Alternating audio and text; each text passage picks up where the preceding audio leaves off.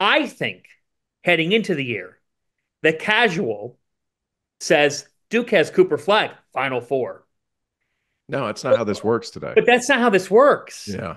And that backcourt, which we have not gotten to, that backcourt has a big question mark hovering over it of whether or not they're going to be able to perform at the level that Shire needs them to. There are a lot of pieces. I think Knueppel is going to be a stud. I think Common Malawach is a stud. I just you got it's a hit that button, point guard play. Does Duke have it game in, game out? And here's what I'll say to that is Tyrese Proctor reminds me a little bit of the career arc of Wendell Moore. You guys remember Wendell Moore?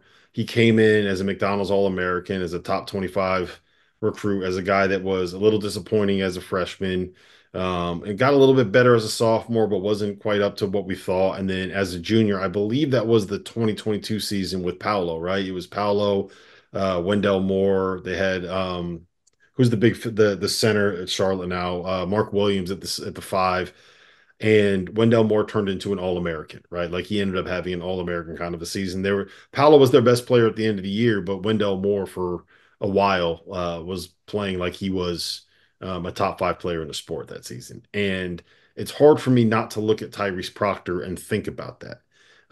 It's a little He did just enough against Tennessee to get everybody hot and bothered 2 tournaments ago. who Proctor? Yeah. To me, it's the fact that he's a 6'5" point guard. You can see him make some of the reads. He can shoot it. He's got a feel. Like he does, in theory, a lot of the stuff that you want him to be able to do. I think is he ready to kind of carry the crown of being the point guard at Duke and being able to take the shots that he needs to take? And does he want to wear uh what's the saying? Heavy is the crown, heavy is the That head. wears, The yep, Heavy crown. is the heavy head is that the wears the head that crown. wears the crown. Yeah, like does he want the pressure of having to be the guy, and can he handle the pressure of him needing to be the guy? And he like if they're going to be able to live up to expectation this year, he needs to be because he's not necessarily going to have to be the guy. Like, do you know how much Cooper Flagg's going to do to make life easier for him? Cooper Flagg can be a secondary playmaker. There are going to be times where they have offense run through Cooper Flagg. The defense is going to be built around the fact that you got this kid that is, the second coming of Andre Kirilenko. And I think that John did a fantastic job of bringing in kind of program role players that can go out there and just be tough and physical and make shots and make sure that the floor is spaced and do things to make life easy for those guys. And I'll be interested to see, I guess, who ends up like. Here's a question for you guys: who's going to end up being the leading scorer on this Duke team? Cooper. Cooper Flagg. Man, I don't know. Like, I feel like Cooper's going to be a guy that Don't averages. overcomplicate this. We'll see. Cooper Flagg. He'll be the best player. I just wonder if like we don't look up and he's averaging like 15, 10, 5 assists, 2 steals, Well, 2 blocks. And it's obvious he's the best player, but like, would you be shocked if who Tyrese Proctor had cares? 16? Yeah, I don't care. If I'm, if Tyrese Proctor averages 16 or 17, then Duke can be a Final Four team. yeah. Like I would absolutely, actually go as far as saying will be a Final Four will team. be a Final Four team. I Yeah, but we all know in here. yeah. But in Duke NC State last year, and Duke was favored, and everybody thought, and then look what happened. You don't know in the tournament. What I'll say about this Duke team, and we're kind of everywhere right now, but what I'll say about this Duke team is I love what they can be defensively.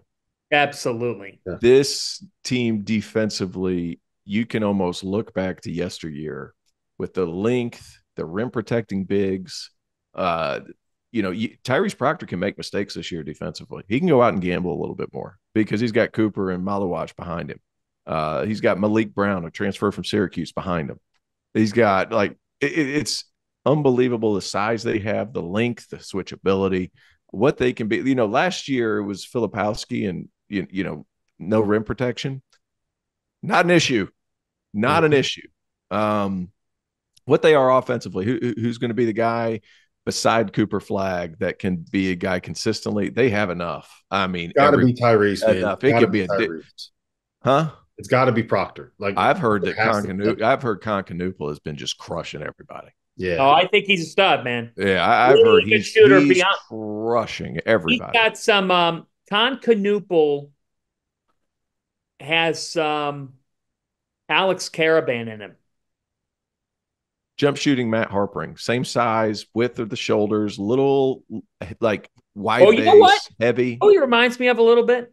A little bit of a throwback name here. It's got a little Luke Herringody in him.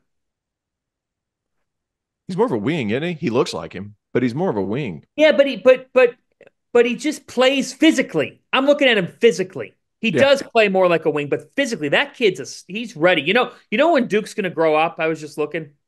November 22nd at Arizona. Yes. November 26th, Kansas and Vegas. They host Seattle. Then December 4th, Auburn. December 8th, ACC opener. Is there a better conference opener? December 8th, Duke at Louisville.